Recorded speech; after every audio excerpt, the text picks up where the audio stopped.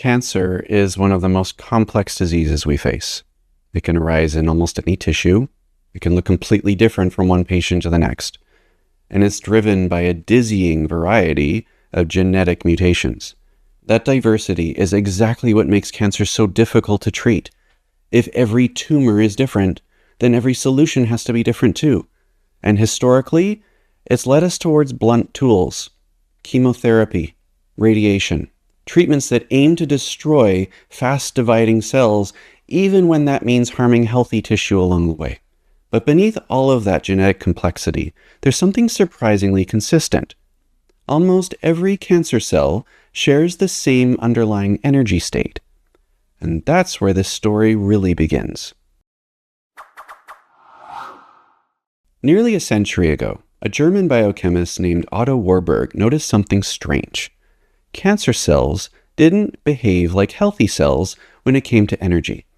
Even when oxygen was plentiful, cancer cells avoided efficient mitochondrial energy production. Instead, they relied heavily on a backup system, glycolysis. It's fast, it's inefficient, and it produces far less energy per unit of fuel. This observation became known as the Warburg effect. At the time, it was controversial, but decades later, it remains one of the only features shared across almost all cancers. Different mutations, different tissues, but the same energy posture. Cancer cells operate in a low-efficiency, fragile energy state. And that turns out to matter a lot. Healthy cells are built for balance. They generate energy efficiently. They repair DNA damage. They maintain order. But all of that requires energy. When cellular energy drops, priorities change. Repair slows. Quality control weakens.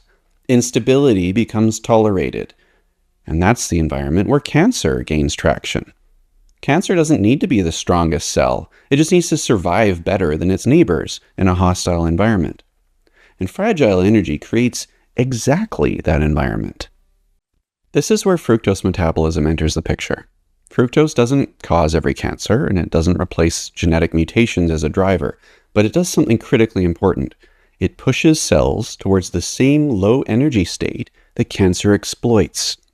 Fructose metabolism rapidly consumes ATP. It generates uric acid. It suppresses mitochondrial function. All three reinforce the Warburg posture. Less efficient energy, more oxidative stress, weaker repair. In other words, fructose helps create the metabolic soil where malignant cells can grow, not by guaranteeing cancer, but lowering the threshold. This also explains something that most people already recognize. When someone is diagnosed with cancer, doctors often advise reducing sugar. That advice doesn't come out of nowhere. Clinicians have long observed that tumors thrive in sugar-rich environments, and that limiting sugar can slow progression or improve treatment response. What this model does explain is why. It's not about sugar as a toxin, it's about energy. Sugar, specifically fructose, feeds a metabolic state that cancer cells already prefer. Many tumors increase their ability to import and metabolize fructose. They upregulate fructose transporters. They increase fructokinase activity. Why? Because fructose supports rapid growth in low oxygen, high stress environments. It feeds glycolysis. It supports nucleotide production. It allows survival when mitochondria are suppressed. In hypoxic tumors, this becomes a selective advantage. Healthy cells struggle. Fragile cells adapt. Cancer cells flourish. Fructose metabolism also generates uric acid. Inside cells, uric acid increases oxidative stress and interferes with mitochondrial enzymes. That oxidative pressure damages DNA. It disrupts epigenetic regulation. It weakens repair fidelity. And again, doesn't guarantee cancer, but it widens the probability space. More instability, more errors, more chances for malignant traits to emerge and persist. In the fructose model, cancer doesn't appear out of nowhere.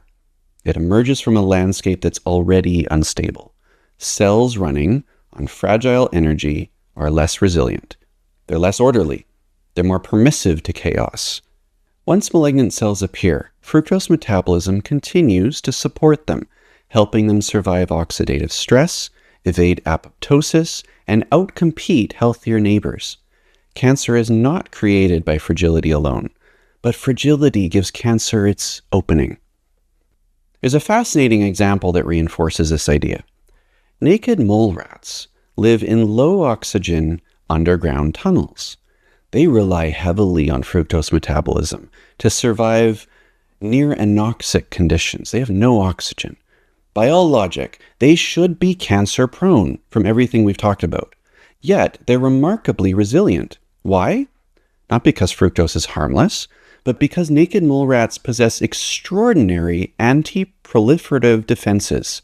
Their tissues physically resist uncontrolled cell division. That tells us something important. Fructose metabolism creates the metabolic conditions where cancer could thrive. Whether cancer actually emerges depends on whether other safeguards fail. Energy fragility sets the stage. Loss of growth control allows the play to begin. Cancer therapies are becoming more precise. Custom immunotherapies can now identify cancer cells with incredible specificity and spare healthy tissues. That's a major breakthrough. But even these therapies work best when the underlying environment isn't constantly favoring malignant survival. If cancer cells across tissues share one vulnerability, it's their energy state. They live close to the edge. They depend on inefficient pathways. They struggle under energetic stress. And that's why targeting energy, restoring resilience rather than just destroying cells, makes a lot of sense. Not as a replacement for every treatment, but as a foundation beneath them. Cancer is many diseases, but they share one fingerprint: cells that survive on fragile energy.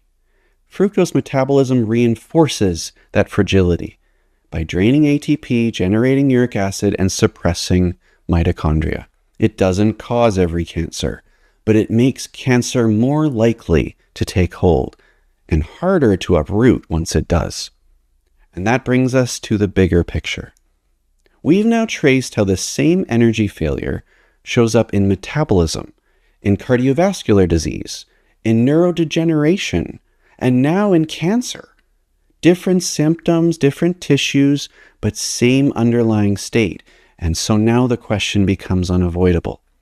If so much chronic disease traces back to persistent energy failure, and if fructose metabolism is one of the most universal, modifiable contributors to that failure, and if we followed that fingerprint through biochemistry, through nature, through history, and even socioeconomic change, at some point you have to say it out loud. If it looks like a duck and it quacks like a duck, it's fructose. So then what do we do with that? Do we just restrict harder? Do we blame willpower? Do we try to dodge every modern input that flips this switch? Or is there a smarter way to intervene?